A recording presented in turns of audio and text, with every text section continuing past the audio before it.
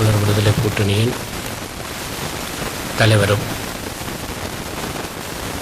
தலைவருமான திரு கௌரவ திரு வி ஆனந்த சங்கரி ஐயா அவர்களை நேற்றைய தினம் நடைபெற இருந்த கலந்துரையாடல் சம்பந்தமான தனக்குரிய அழைப்பு விடுக்கவில்லை என்றது கேட்பதற்காக கௌரவ சிவசக்தி ஆனந்தனின் அலுவலகத்துக்கு சென்ற எங்களது தலைவரை தகாத வார்த்தைகளால் பேசி நண்பர்கள் கூட பாவிக்காத வசனங்களை பேசி எங்களது தலைவரை அவர் அவமானப்படுத்தி இருக்கின்றார். அந்த செயற்பாட்டை நாங்கள் வன்மையாக, ஏனென்ற 5 கட்சிகள் கொண்ட ஒரு அமைப்பு தான் இந்த கூட்டமைப்பு. அந்த அடிப்படையில் ஏனைய கட்சி தலைவர்கள் பாராளுமன்ற உறுப்பினர்களாகவும் மாகாண சபை உறுப்பினர்களாகவும் இருக்கின்ற போதில் எங்களது செயலாளர் நாயகம் மட்டுமே ஒரு பதவிகளுமற்ற நிலைமையில் வெளியில் இருப்பதால் இந்த கூட்டம் ஒரு முக்கியமான உரையாடலாகவும் ஏனைய சில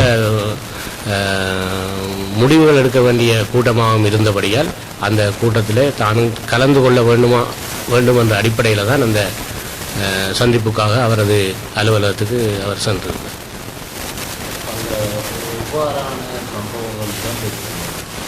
அவ்வாறான சம்பவங்கள் என்றது அண்மை காலத்திலே வவுனியா மாவட்டத்திலே இருக்கின்ற தமிழர் விடுதலை கூட்டணியின் செயற்பாடுகள் அவரது அரசியல் இருப்புக்கு பாதிப்பை ஏற்படும் என்ற எண்ணத்தோடு சில விடயங்கள் அவரோடு இவர் பேசப்பட்டது.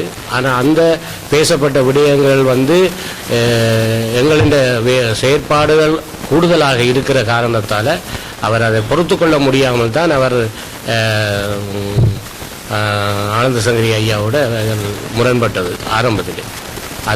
ஆரம்பத்திலே வாய்ப்பேச்சோடு இருந்தது. இறுதியிலே அது ஒரு கைகலப்புக்கு அளவுக்கு சென்றிருந்தது.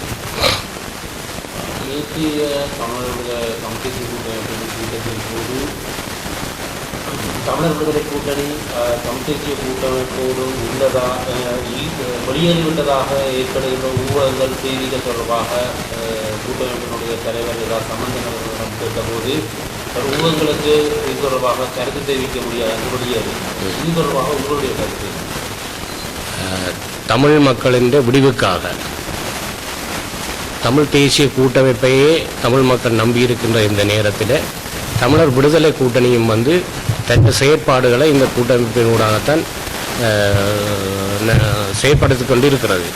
ஆனால் எங்களுக்கு கிடைக்கின்ற அவமானங்கள், நேற்றைய சம்பவம் கூட எங்களுக்கு அதிகூடியமான ஒரு அவமானம் இருந்தாலும் தமிழ் மக்களுக்காக நாங்கள் சகல விடயங்களையும் சகிப்புத்தன்மையோடு பார்த்து நாங்கள் தமிழர் விடுதலை கூட்டணியான எங்களது கட்சி தொடர்ந்தும் கூட்டமைப்போடையே இயங்கும் என்பதை தெரிவித்துள்ளோம்.